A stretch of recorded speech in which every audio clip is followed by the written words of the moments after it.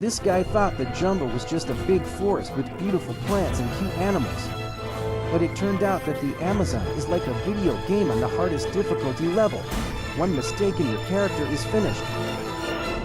Yossi Ginsburg is a young guy from Israel who loves traveling. At the end of the 20th century, he goes to Bolivia. He dreams of exploring the Amazon jungle. At the beginning of his journey, Yossi meets a cheerful man. His name is Marcus, and he works as a teacher in Sweden. He and Yossi become good friends, travel together, and live in a camp with other tourists. During another tour, Marcus runs into his good friend Kevin. He's a well-known photographer from the US and a true legend among travelers. This man has walked across all of South America and taken stunning photos along the way. In the evening, the friends have some drinks in a local pub.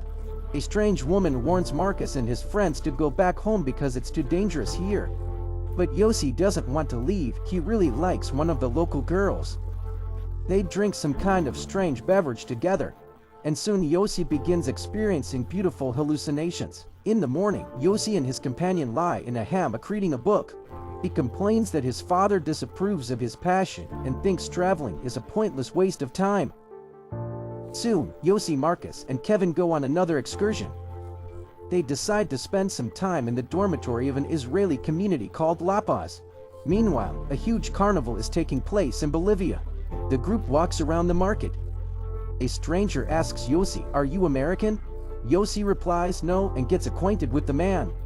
His name is Carl, and he is from Austria. Carl talks about his travels and says that indigenous people still live in the Amazon jungle. He personally knows one of the native tribes. Yossi suggests to his friends that they should go into the jungle with Carl. It's a chance to explore uncharted places and meet wild tribes in person. At first, Marcus and Kevin refuse, but Yossi convinces them to change their minds. A chance like this comes only once in a lifetime. They will become true conquerors of the jungle. The next day, all of our heroes meet at a store and buy supplies for the journey. Yossi wants to take his talisman with him, an old book that belonged to his grandfather. Soon, the men fly to Apollo because that's where their big expedition begins. In the middle of the night, Marcus wakes up because of strange noises. It seems like something crawled into his tent. Maybe it's a bat or a moth. The guys tease him about it. In the evening, a heavy rain starts. The travelers dry their wet clothes by the fire and hope the weather improves soon. The next day, they continue their journey. It's very difficult for the men to make their way through the thick jungle, especially with heavy backpacks. At some point, they lose Carl. Marcus admits that he's not happy about this trip and would like to go back home. He feels scared and exhausted here. Soon, the guys find Carl and continue moving forward. They arrive at a small village. A tribe of indigenous people really does live there. Here, our heroes can bathe, rest, eat, and talk with the locals. Marcus knows a bit about medicine, so he treats the local children. Almost all of them have large blisters on their feet. Soon, our heroes continue their journey. Kevin takes a lot of beautiful photos. Carl says that humans have become a cancer on our planet. They destroy nature, and for that they must be wiped out.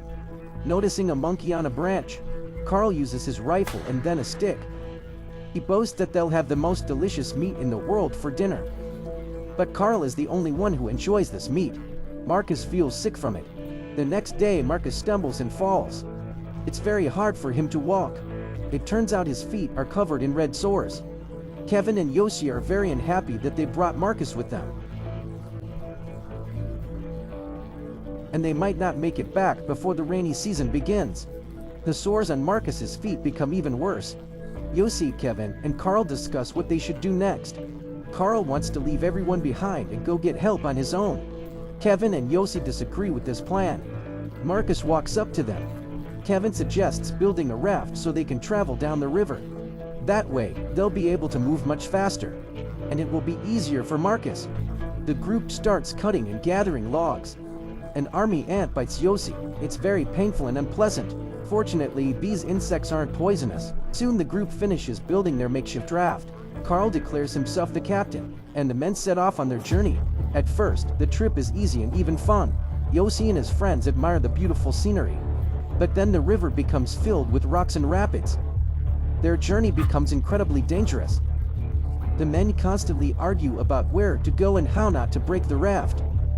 The men paddle toward the shore. Carl and Kevin keep arguing. An angry Carl walks off to go hunting. Kevin tells his friends that Carl looked really scared on the raft, which means he probably can't swim. Yossi goes to look for Carl. He's afraid that Carl might abandon them in the middle of the jungle, leaving them completely alone. However, Carl hasn't gone anywhere. He's pretending to hunt a jaguar. The next day, Carl refuses to travel on the raft. He wants to go back home. Yossi and Kevin, on the contrary, want to continue their journey, but they understand that Marcus won't be able to travel with them. So the men make a difficult decision. Carl and Marcus must end their journey and walk back on foot. In 3 days they should reach the nearest village, and from there get back to the La Paz community. Yossi and Kevin say goodbye to Carl and Marcus and continue rafting down the river. Now their journey becomes much faster and more enjoyable, and most importantly, without arguments or conflicts. Both men are experienced travelers and are not afraid of challenges at all. However, the next day the situation changes. Their homemade raft gets caught in a strong current and heads toward rocky reefs. Yossi and Kevin paddle with all their strength, but the raft still gets stuck on a rock in the middle of sharp rapids. Kevin decides to swim to the shore and asks Yossi to throw him the machete. The man wants to do it, but he slips off the raft and is swept away by the strong current. Yossi spends a long time underwater, hitting sharp rocks several times.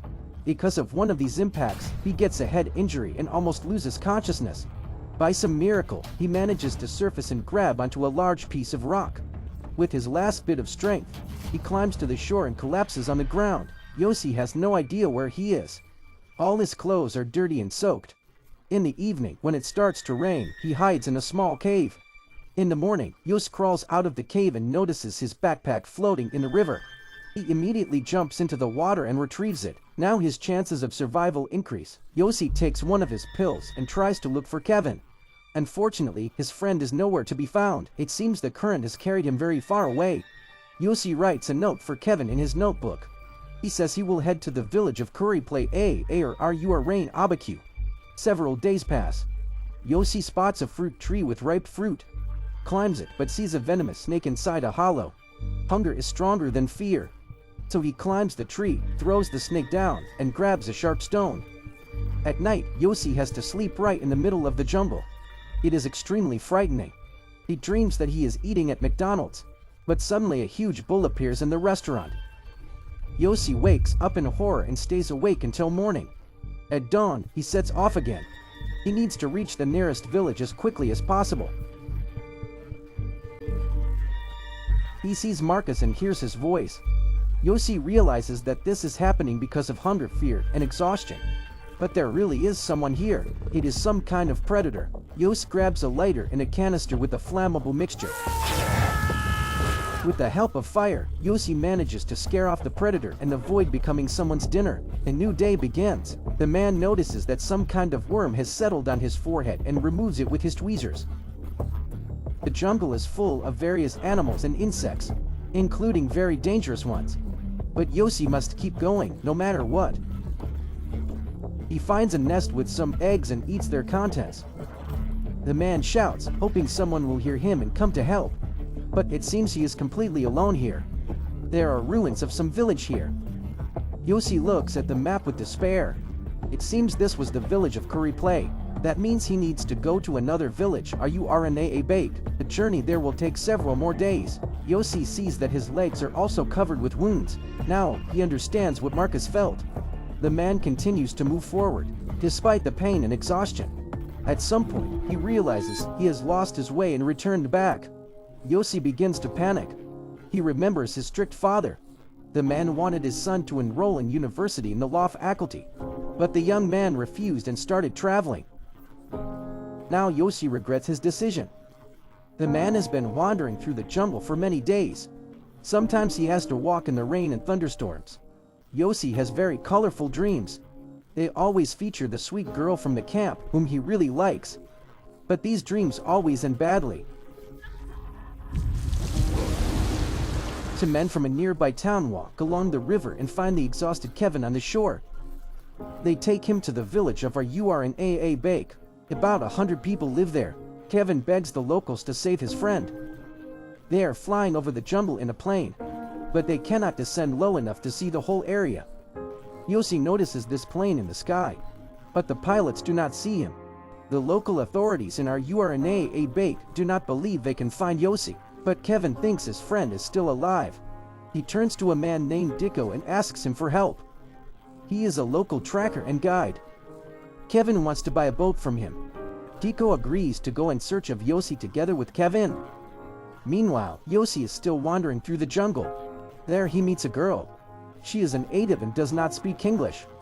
Yossi uses gestures to show that he needs help, but it seems this woman is also lost. Yossi promises that he will protect her from predators. They spend the night together in the jungle, and in the morning they set off. Yossi finds a slightly rotten coconut and offers it to the girl. She screams that it cannot be eaten. At night they sleep next to each other to stay at least a little warmer. The problem is that this girl is also his hallucination, and soon Yossi realizes it himself. Despite this, the man continues his journey, and his hallucinations become even stronger. Because of them, Yossi ends up in a swamp and sinks into dirty water up to his neck. He decides that this is the end, but notices the book gifted by his grandfather and continues to fight for his life. Using the strong leaves of local plants, Yossi reaches the shore. Unfortunately, his backpack remains in the swamp and cannot be retrieved. Yossi takes off his dirty clothes. The man looks like a real skeleton. He shakes off many fire ants, and the insects immediately start biting him. Yossi begins to have new hallucinations because of this. There are so many of them that he can no longer tell reality from fantasy. The exhausted man crawls to the river and collapses onto the rocks. He has been wandering through the jungle for almost 2 weeks. Yossi spots a turtle on the shore and grabs a stone, but then drops it and tells the turtle he won't hurt it. The man looks at the stars and sees a huge blue butterfly in the sky. He whispers thank you and closes his eyes. Kevin and Dicko continue searching for Yossi. Dicko says they can't go any farther and must turn back. They get into the boat and start rowing. Yossi wakes up and notices the boat. He crawls toward the shore and whispers wait. Unfortunately, no one hears him. With his last strength, the man stands up and whispers Kevin. At that moment, Kevin turns around and sees his friend. Yossi is saved. He is going to live.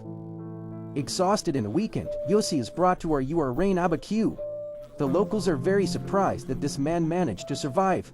He wandered through the jungle for 19 days. We learn that Carl was a fraud. He invited tourists on dangerous expeditions, and the police had been searching for him for a long time. Carl and Marcus never returned to La Paz. No one ever saw them again. This is a true story, and it is dedicated to Marcus's memory.